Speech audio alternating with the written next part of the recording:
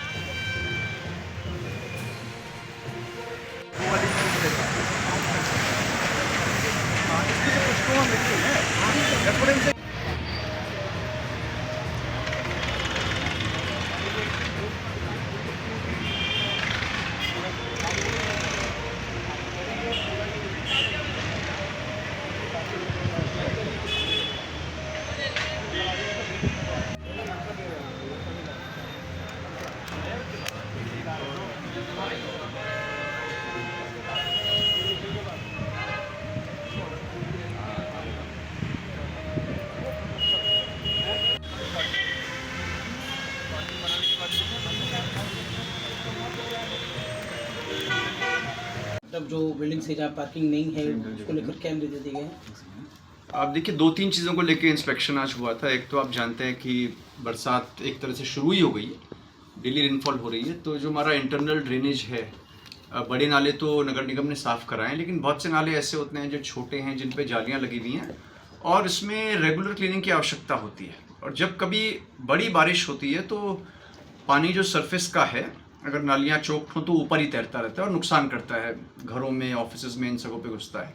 तो एक तो नगर निगम इसको रेगुलरली साफ़ करे, कोई दिन तय कर दे। जैसे नैनीताल में तो मैंने वेडनेसडे का दिन तय करवा दिया कि हर बुधवार को जालियाँ खोल के सफाई होगी, तो वैसे ही नगर निगम हल्द्वानी भी इसमें कोई स्टेप ले सकता है।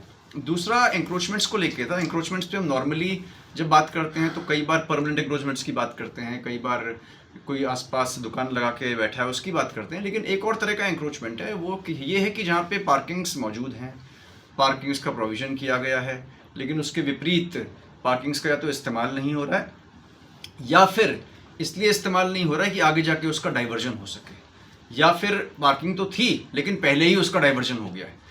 सभी तरीक़ों से ये इलीगल है और इसमें जो असली दिक्कत होती है वो जो पेडेस्ट्रियंस हैं, पैदल चलने वाले लोग हैं, वो इसको उठाते हैं। और किसी भी अच्छे शहर में अगर पेडेस्ट्रियन खुश नहीं है तो मैं समझता हूँ उसको अच्छा नहीं माना जा सकता। हम कुमाऊं का गेटवे हैं तो यहाँ पे एक अच्छा एग्जाम्पल होना चाहिए।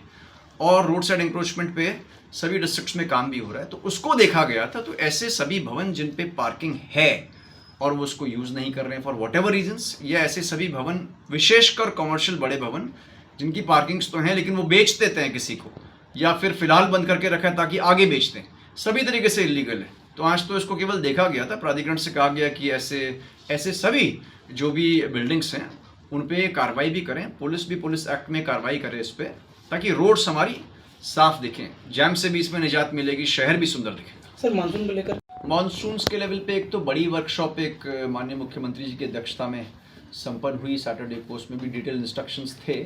और मानसून्स में मुझे लगता है कि डिस्ट्रिक्ट्स भी और डिपार्टमेंट्स भी एक तरीके से संवेदनशील हैं, इसलिए क्योंकि हमारी जो बरसात की ड्रिल है, अब इसमें एक तरीके से आप कह सकते हैं कि एक पैटर्न इसने ले लिया है। सभी को पता रहता है मोटे तौर पे हमारा क्या काम है। PWD जानती है कि सेंसिटिव स्पॉट्स हैं, यहाँ पे साइनेज होना चाहिए, JCB उसके आसपास होनी चाहिए, नाली साफ़ होनी चाहिए। सिमिलरली UPCL को अपनी ड्रिल पता है, फॉरेस्ट को भी अपनी ड्रिल पता है। सवाल केवल ये है कि ये रेगुलरली ड्रिल्स होनी चाहिए, हमारे उपकरण रेडी मोड में रहें, ऐसा ना हो कि कोई बड़ी आपदा आए और लगा कि सब काम नहीं चल रहा है, तो उसको भी देखते रहें।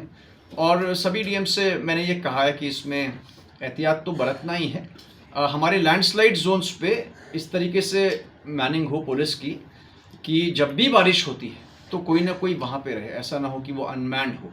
सिमिलरली एक लेटर्स मैंने सभी SSPs को लिखी है कि जो नदी नाले उफान पे आ जाते हैं, जिसमें हर साल कोई ना कोई कैजुअलिटी होती है, आप देखते होंगे कुछ नाले ऐसे जिसमें हर साल कोई ना कोई गाड़ी हमारी बह जाती है, तो वहाँ पे जब भी तेज़ बारिश हो तो फिजिकली इनको मैन किया जाए, वहाँ पे कोई व्यक्ति रहे। अगर वहाँ पे रखने की कोई जगह नहीं है तो टेम्पररी चौकी, जो आप कह सकते हैं कि कंटेनर से बनी हो या फिर किसी और टेम्पररी मीडियम से बनी हो, तो वहाँ पे कोई ना कोई रहे और तेज़ उफान के वक्त इसमें फिजिकली लोगों को जाने से रोका जा सके। देवों की भूमि में सच के साथ आप देख रहे थे देवभूमि जन होकर।